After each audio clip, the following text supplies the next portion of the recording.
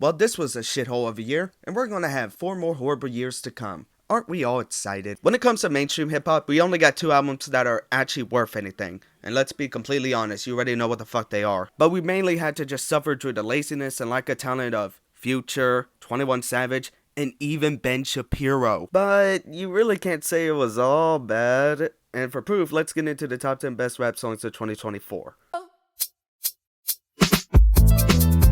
Giannett's by Kendrick Lamar was up to a lot of debate this year. Some said it was the best rap album of the year, some hated it, some thought it was okay, and some just thought it was boring. I feel like I'm the only one that gives it a 4 out of 5. There are a lot of songs on here with top tier lyricism and interesting concepts. However, a few of the beats were weak, and outside of SZA, the features were whack. And there was one song I didn't even like Dawn on. Despite that, most of the songs on there were pretty damn good, with my favorite one being Reincarnated. The first 2 verses are rapped from the perspective of 2 artists Kendrick Lamar relates to so much that he feels like he is the reincarnation of them. The first verse is about John Lee Hooker, sometimes called the Boogeyman. The women that fell to their feet, so many to choose, but I manipulated power as I lied to the masses. Died with my money, gluttony was too attractive. The second verse is either about Dania Washington or Billie Holiday, who are both from the band Chitlin Circuit. A musical genius, what the articles emphasize. Had everything I wanted, but I couldn't escape addiction. Heroin needles had me in fetal position, restricted. Turned on my family. But in the last verse, he comes back to Earth as Kendrick Lamar, and he finally feels like he did life right. But he's looking for approval. I'm yelling, Father, did I finally get it right? Everything I did was selfless. And y'all know that 9 times out of 10, when Kendrick Lamar is bringing up a father, he's talking about God. Son, you do well, but your heart is closed. I can tell residue that linger from your past creates itself. Like, gospel rappers need to start taking notes on Kendrick Lamar at this point. But your pride has to die. Okay, Father, show me how. Tell me every deed that you done and what you do it for. I kept 100 institutions paid. I put 100 hoods on one stage, trying to push peace in LA. But you love war. Kendrick Lamar has to be the most introspective rapper of all time. And if you're gonna say Kanye West, jump into a pool of sharks, please. Yeah.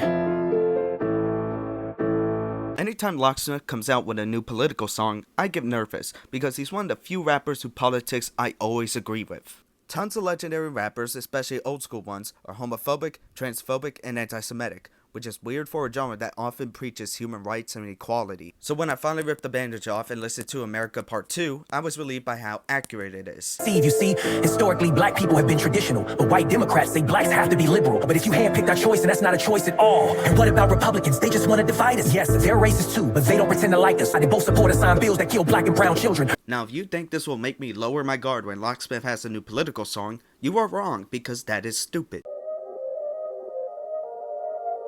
If you are a hip-hop head, you probably know about A$AP Rock. He is a cryptic rapper that is known for filling songs with intricate metaphors with help from his large vocabulary. But you probably don't know Sadistic. He does something very, very similar, but he takes a more gothic angle to it. We broke glass ceiling, sharks in the rain, now dead on arrival. Heart made a gray cloud's head on a swivel, sharks in the perfume, draw me a spiral, the star in a circle. It's like Dante's Inferno. While I don't think A$AP Rock is the better rapper, one thing he struggles with is picking beats. The musicality of some of his albums suck. But when it comes to Sadistic albums, they are way more consistent when it comes to having good musicality. I haven't heard one that has bad musicality.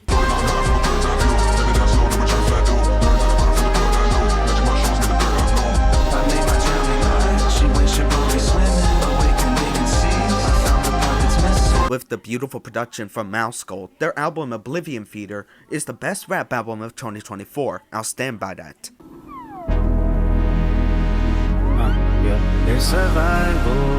Look, the obvious choices are obvious for a reason. I know this type of power is gonna cost, but I live in circadian rhythms of a shooting star. The mannerisms of Raphael, I can hear give you art, but the industry's cooked as I pick the carcass apart. After the song Euphoria came out, 616 in LA felt like a victory lap, mainly because the first verse is just intricate lyricism.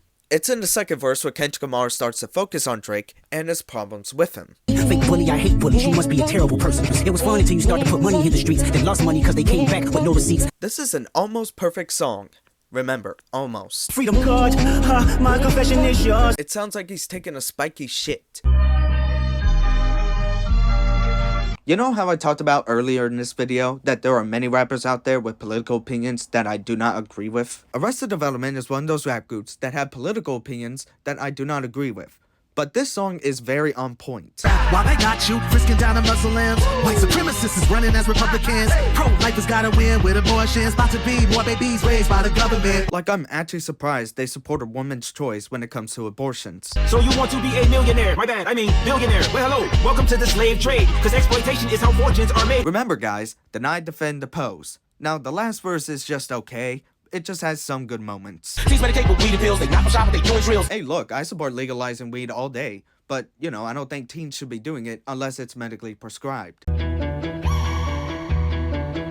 One of, if not the biggest discussions of 2024 was Israel's genocide against Palestine, and a lot of celebrities were quiet about it.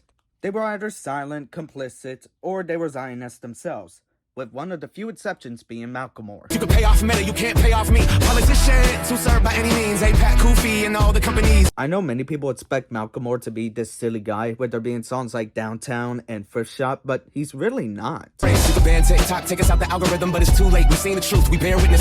Seen the rebel, the buildings, the mothers, and the children. Even though it is a 2-minute song, it really is just filled with one really good argument to another. We see the lies and claiming it's anti-Semitic to the anti-Zionists. I seen Jewish brothers and sisters out there riding in solidarity and screaming free Palestine. Why isn't this song higher? Well, just because it's about Palestine doesn't automatically make it good. I base songs off of their execution, and these following songs executed their topic better than this song executed its topic.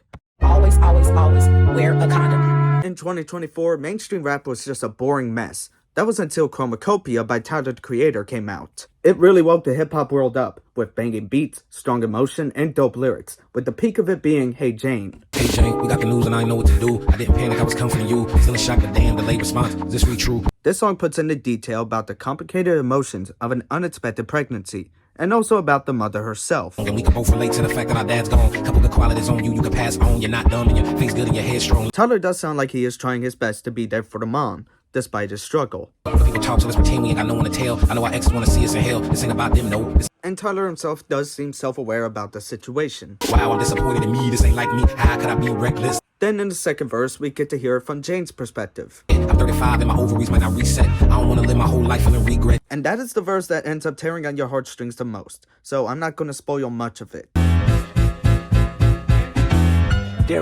After Drake dissed Kendrick's family, Kendrick was like, oh well, let's talk about both your public and secret issues with your family. Kendrick first addresses Drake's son, who he tried to hide from the public, and is wanted to give fatherly advice to him because we know Drake isn't. Never let a man piss on your leg, son. Either you die right there or pop that man in the head, son. Yeah, don't pay to play with them Brazilians. Get a gym membership. Understand, no throwing rocks and hiding hands. That's law. Then he addresses Drake's parents to let them know what kind of man they raised. He hates black women, hypersexualized with kinks of a nympho fetish. He got sex offenders on Hovio that he keep on a monthly allowance. And we gotta raise our daughters knowing there's predators like him lurking. Now, I'm not saying Drake 100% doesn't have a daughter he's keeping secret from the public. Dear baby girl, I'm sorry that your father not active inside your world. But it's like Drake already did hide one kid from the world, and in Drake's response to this, Drake said whoever you got this information from was all clowns. But in that same song, he says him and his team spreaded out misinformation so that the next time someone disses Drake, he can use that against him. That's just fucking insecure. But now it's time to talk about the man-child himself, Drake. Can channel your masculine even when standing next to a woman. You a body shamer. Like, the last verse is just a stab in the gut with how much detail Kendrick goes into why he doesn't like Drake. Cause you lied about religious views. You lied about your surgery. You lied about your accent and your past tense. Someone called this psychological horrorcore, and it's not, but I can at least see where they're coming from. You lied about your Ghost Rider. You lied about the only artist that can offer you some help. Fuck a rap battle. This a long life battle with yourself. Like, that's the nail in the coffin that just shatters the wood. You know, I just realized there aren't any feature verses on here. She used to wake up early, every day, meditate, and take a second to thank God and pray. In this song, Eurodrew brings us the specifics on who his dead grandmother was. Sometimes I called her old and turned away. All she would say is, just hope you grow to be my age someday. And when I say specifics, I mean specifics. When she was 13, her family had to evacuate the Holocaust. They were the only ones saved. The rest of my family were all shot and thrown in the graves. Now, don't worry, guys. The next song is actually fun to listen to. You late. At first, I gave this song a 4 out of 5, but after hearing the song that DJ Mustard sampled from this, and digging into the lyrics more and more, I ended up liking it more and more as the year went on. And when I say more, I mean a fucking lot more. Now, I still don't think this is a perfect song. Beat your ass and hide the Bible if God watching. That's not how the Bible works. You can't just hide the Bible and God's when you're like, I'm blind now. Devil is a lie, you're 69 God. Calling someone a 69 God is just immature. Now, the A minor line and the Hovio line did warm up to me, but there were lines from the song I liked from the start. Say Drake, I hear you like I'm young. You better not ever go to cell block 1. Like, if you've seen all the evidence, him kissing a 17-year-old girl on stage, and you're like, he's not a pedo. Yeah, you're just a delusional fanboy. Fuck no Wayne Grow, he was in jail, that's conniving. Then get his face tatted like a bitch apologizing. Oh, and also he's a horrible friend. Then Kendrick starts to talk about how Drake is a culture vulture. Once upon a time, all of us was in chains. Homie still double down, calling us some slaves. This is referencing Drake saying that Kendrick is rapping like he's trying to free the slaves. The settlers was using town folk to make them richer. Fast forward 2024, you got the same agenda. You run to Atlanta when you need a check balance. He even holds other rappers accountable for allowing and helping Drake to appropriate rap. You caught Future when you didn't see the club. Yo, baby, help you get your lingo up. 21, get your first street cred. They'll make you feel like you a slime in your head. Quavo said you can be from Northside. 2 Chainz say you good, but he lied. Like, that's a lot of fucking people. Or maybe I'm just an introvert. You run to Atlanta when you need a few dollars. No, you're not a colleague, you a fucking colonizer. Well, thanks for watching. Like and subscribe if you enjoyed. And if you want to make a request, go to my Ko-fi for the prices you see here. So guys, I just made a video where I talk about Palestine, the Holocaust, and pedophilia. I'm gonna need a fucking break.